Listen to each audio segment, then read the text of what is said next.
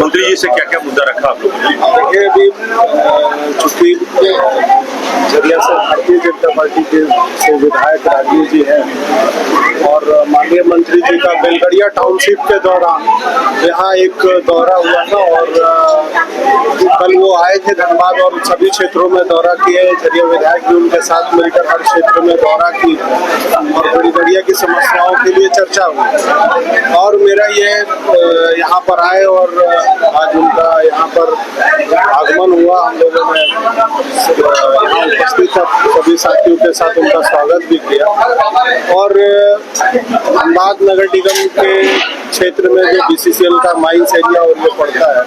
तो आप समझ रहे होंगे कि काफी दिनों से होल्डिंग का मामला पड़ा हुआ है कोर्ट में चल रहा है। तो ये कोर्ट में भी चल रहा है तो हम लोगों ने ये एक प्रयास किया है कि चूंकि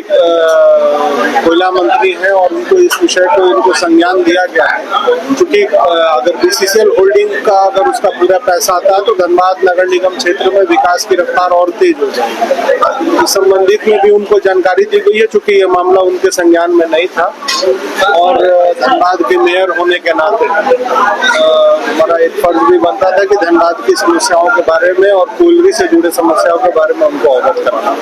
वो आउट ऑफ कोर्ट सेटलमेंट का ये विषय उनके संज्ञान में दिया गया है। उन्होंने कहा कि इस पर हम इसकी जानकारी उपलब्ध करा लेते हैं तब इस पर हम इस पर माननीय विधायक जी ने चर्चा की है और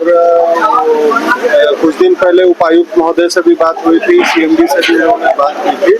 और उस पर ठोस पहल के लिए तैयारी कुछ चल रही है। अब ये एक गंभीर विषय है कि ये NH का है, धनबाद का प्रमुख सड़क है तो इसमें कैसे वो व्यवस्था सुदृढ़ की जा सकती है इसके लिए बातचीत चल रही है। देखिए, मंत्री जी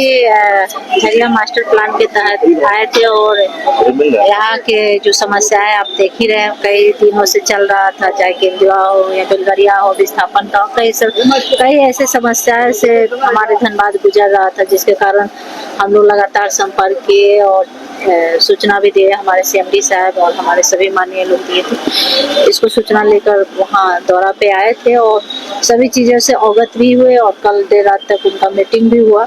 सभी विषयों को लेकर गंभीरता हुए और कई चीज़ों का कल बेलगड़िया में उद्घाटन भी किए। एक स्मार्ट सिटी बनाकर केंद्र सरकार द्वारा जिस तरह से एक बहुत अच्छा प्लान किया गया है तो बहुत अच्छा हमको लगा कि एक निर्णय लिया गया है कि जो विस्थापित लोग हैं उनको बेहतर सुविधा के साथ बसाने का एक प्लान किया गया है और हम यही चाहेंगे कि केंद्र जो द्वारा जो विस्थापित जो भी है उनका मेरा एक ही मांग था कि जो भी लोग हैं जो अग्नि प्रभावित एरिया में उन्हीं को हटाया जाए, जो सुरक्षित जगह उनको छोड़ दिया जाए क्योंकि सभी लोग रोजगार से जुड़ा है और जो लोग जा रहे हैं उनको रोजगार से जरूर जोड़ा जाए क्योंकि सबसे बड़ा चीज है यहाँ कि लोग बिल्डिंग घर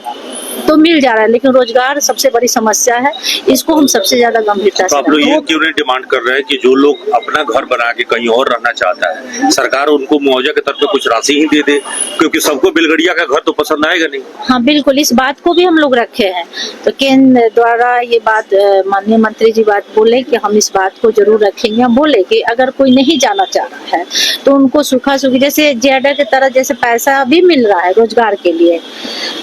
अब तो 2-2 फ्लैट मिल रहा है प्लस सारी सुविधाएं के साथ कैश पैसा भी रोजगार के लिए दिया जा रहा है। लेकिन हम बोले कि उसी पैसा को कुछ बढ़ाकर क्यों नहीं उनके मन मुताबिक दे दिया जा रहा है कि लोग अपने अनुसार जहाँ चाहे वहाँ बस सकते हैं। तो बोले कि ठीक है, इस प्रस्ताव को हम लोग देखेंगे, रखेंगे वहाँ, लेकिन अब इस ये ऊपर का लेवल का बात है। हम लोग को जो बात रखना था वो हम रखते हैं। कोर्ट विक्रेता जो है अभी यहाँ पे चालू कराने के लिए रोड वाले मामले को हम लोग बोले, कल समय नहीं रहने कल शाम में उनका दौरा भी था लेकिन बोले कि हम देखिए सारे चीजों से अवगत है, हम बहुत कोशिश किए वहाँ ले जाने का लेकिन बोले कि समय का अभाव है। हम वीडियो भी देखे हैं और सारे विषयों से CMD साहब से हमारी बातें हो चुकी है। वहाँ जाना नहीं जाना वो विषय नहीं है, हमारा विषय है कि उस चीज को कैसे ठीक किया जाए, गैस रिसाव कैसे बंद हो, रोड कैसे चालू हो या चालू होने लायक है या नहीं, इस पे हमारा सबसे ज्यादा फोकस है। माननीय मंत्री जी का कहना था तो इस विषय को वो हम अवगत करा दिए।